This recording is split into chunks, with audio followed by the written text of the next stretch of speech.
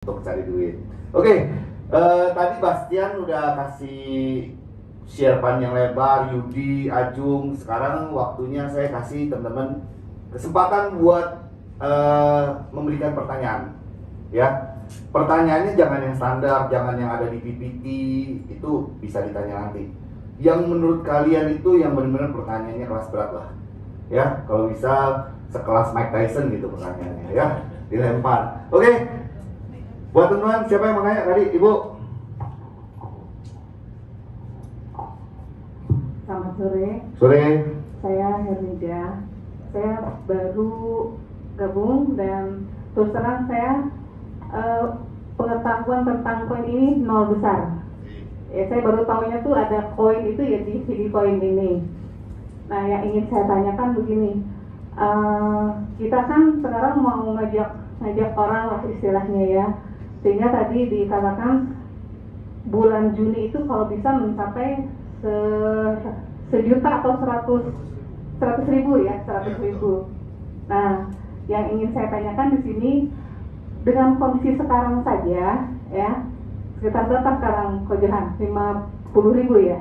Kalau dari wallet sih kita sudah menuju 90 ribu. Udah 90 Ya, ribu. dari wallet. Tapi kalau mungkin data realnya anggap aja sepertiganya lah ya, 30 ribu lah.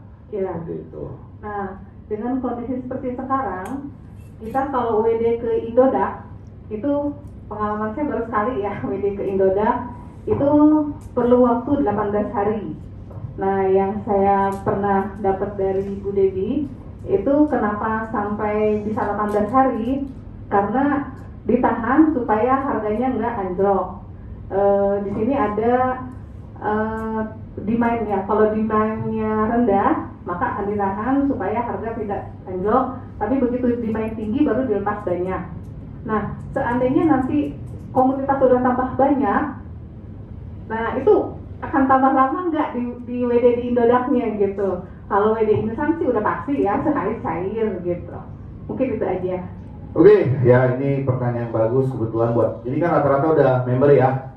Jadi biar saya explain masalah WD Indodax.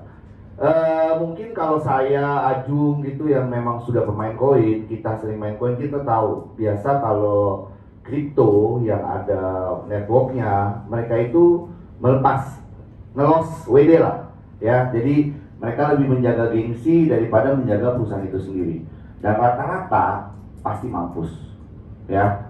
Paling parah itu sebenarnya terjadi di BitConnect, itu hampir seluruh dunia hancur lah ya. Karena itu mereka itu lebih jaga gengsi, withdraw langsung masuk, itu tidak dikontrol supply-nya. Sedangkan kita tahu harga koin itu tergantung antara demand dan supply, benar nggak? Ya, sudah pasti ya. Jadi DVD untuk masalah waktu WD itu bukan hanya satu yang tadi Ibu bilang aja, bukan hanya dia kalau mengontrol supply. Kayak belakangan ini sebenarnya dia udah nggak terlalu mengontrol supply karena udah lumayan lah, karena udah melewati masa liburan ya. Tapi yang terjadi mungkin kalau ada yang ngerti di sini, Ethereum fee-nya lagi naik-naiknya. Ya, satu transaksi itu di Indodax saja kalau kita klik mau transfer USDT yang harusnya biasanya 2 sampai 5 dolar itu 20 dolar. Ada yang menyadari ya? Kalau yang ini ya. Jadi gas fee itu juga menentukan dia cepat apa lambat. Kayak sekarang lah, karena sudah terlalu lama, mungkin 4 hari ini ya, gas fee-nya itu tinggi terus kan. Jadi akhirnya manajemen ambil satu langkah biar nggak terlalu lama. Jadi yang withdraw kecil-kecil itu di cancelin, dijadikan satu, ya. Jadi gini, di Rechain ini, setiap kali orang withdraw satu transaksi, itu akan kena fee. Jadi kalau orang yang punya 10 account, withdrawnya dari 10 account, berarti fee-nya 10 kali. Padahal saya sudah pernah beredukasi ini yang udah lumayan lama lah. Saya bilang bagi yang punya account-nya banyak, jadikan satu di withdraw. Jangan 10 akun di withdraw semua, karena fee-nya sama.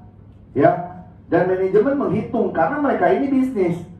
Ya, mereka nggak akan mau buang uang sia-sia untuk cuman fee aja gitu loh. Bayangin coba kalau kita ngomong sekarang, tadi saya bilang wallet itu total hampir 90 ribu wallet. Anggap aja 10% yang withdraw. 9.000 dompet. 9.000 kali $20 berapa? 180.000 USD. Masuk akal nggak? Biaya fee aja 180.000 USD. Tidak masuk akal, ya. Jadi maksudnya teman-teman, selain itu alasan itu ada satu lagi alasan kadang-kadang withdraw itu bisa lambat.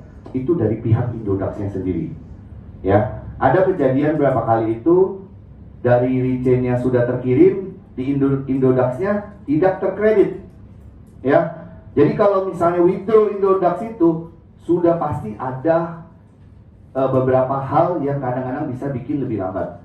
Tapi saya berani jamin 100% pasti masuk, ya. Masuknya juga nggak akan terlalu lama kayak sekarang lah.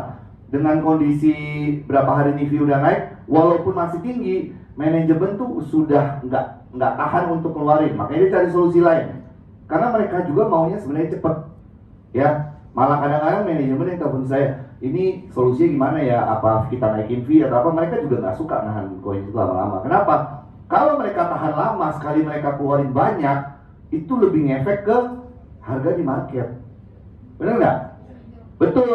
Jadi sebenarnya ada hal-hal tertentu yang dipikirkan oleh manajemen itu. Jangan sampai kita komunitas ini, kita ini ujung tombaknya mereka, tapi kita juga bisa nusuk perusahaan, ya. Kenapa? Karena kita suppliernya. Benar nggak? Kalau semua tim nggak kompak, kita maunya enak doang, jual terus lama-lama koinnya hancur, ya enggak. Proyek ini akan jelek juga gitu loh, ya. Jadi makanya kenapa ada solusi withdraw instan. Nanti setelah Reward City keluar, itu akan lebih tertata lagi. Jadi seperti Indodax. Indodax kan kita tahu ya, ada penunjukan kepada exchanger lokal. Seperti salah satunya yang tadi lah, punya Ajum, exchanger terbesar, partnernya Indodax di Indonesia, ya. Nanti di Rechain pun ada seperti itu. Jadi akan ada agent-agent baru yang memang ditentukan resmi dari perusahaan boleh menerima withdraw instan sesuai rules yang diberikan sama manajemen, ya. Jadi tujuannya itu apa? Untuk mengontrol supply ini biar nggak benar-benar semuanya itu berarus ke pasar, ya. Pertanyaan yang kedua tadi Ibu, kalau membernya makin banyak, apakah akan makin lama? Benar Ibu ya? Sekarang saya tanya, di saat YouTube, ini saya ambil contoh YouTube ya, waktu dia masih sepi, banyak nggak iklan yang pasang iklan di YouTube? Nggak ada ya. Sekarang banyak nggak iklan yang pasang di YouTube? Banyak. Bener nggak? Sama seperti kita Bu, ya. Mungkin Vidi kalau misalnya di saat ini saya bilang walaupun kita sudah rame, sudah apa, tapi masih jauh dari kata viral, ya. Member kita masih, dompet aja masih 100.000, di bawah 100.000 lah, belum menyentuh level jutaan, puluhan juta gitu loh. Jadi kalau kita semakin viral, otomatis iklan-iklan itu akan berdatangan lebih banyak lagi. Ya itu nggak bisa dilepas Bu, ya. Sama kayak Facebook. Di saat dulu pertama Facebook keluar, siapa yang mau taruh iklan di Facebook? Bener nggak? Coba sekarang kita lihat di Facebook, iklannya banyak nggak? Banyak banget. Ya, jadi komunitas itu mendatangkan iklan Bu, ya. Jadi mungkin Ibu lihatnya sekarang, oh takutnya nanti karena makin banyak member makin lama. Enggak. Sebenarnya itu ada ekosistem yang akan diciptakan, ya. Nanti juga seandainya semakin besar komunitas kita, VD ini bukan cuma sekedar bisa dijual aja koinnya, tapi ada kegunaannya, ya. Maksudnya kegunaan itu koin ini jadi ada useful selain dijual.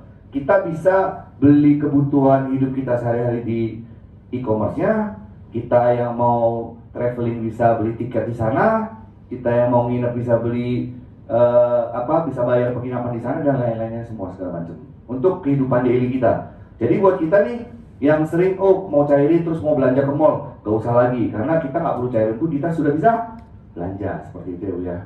Jadi ekosistem inilah yang dibangun oleh perusahaan, ya. Jadi saya berkali-kali ngomong sama teman-teman terutama yang bergerak ya, yang fight di lapangan.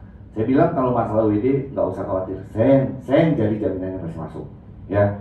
Cuman kadang lambat atau cepatnya ini kita nggak bisa memaksakan perusahaan, karena apa yang mereka ambil langkah ini untuk menjaga kestabilan pasar aja. Sekarang mereka mau keluarin cepat juga nggak ada ruginya, benar nggak Bu? Karena yang dibayar ke kita apa? Daun aja sebenarnya. Kripto ini kan ciptaan mereka aja. Jadi dia mau kasih kita banyak juga nggak ada ruginya. tapi itu akan mengefek ke semuanya, ya, ke perusahaan secara global, bukan hanya pemerintah saja, ya. Coba kita lihat ya, strategi dia setahun ini, kita ngomong ya, walaupun harga VD naik turun, tapi kita bisa lihat, saya start 2019 November itu harga VD Rp7, ya. November kemarin itu harga VD Rp14, kenaikan 100% bagus apa enggak coba? Bagus. Bagus, benar nggak?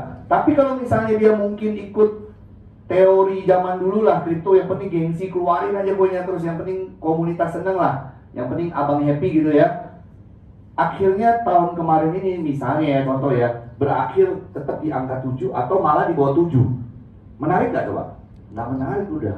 Orang akan berpikir kan, waduh VD tahun kemarin Rp7, tahun ini malah Rp7, tahun depan juga mungkin nggak naik juga, malah cenderung turun. Orang akan lari dari koin ini.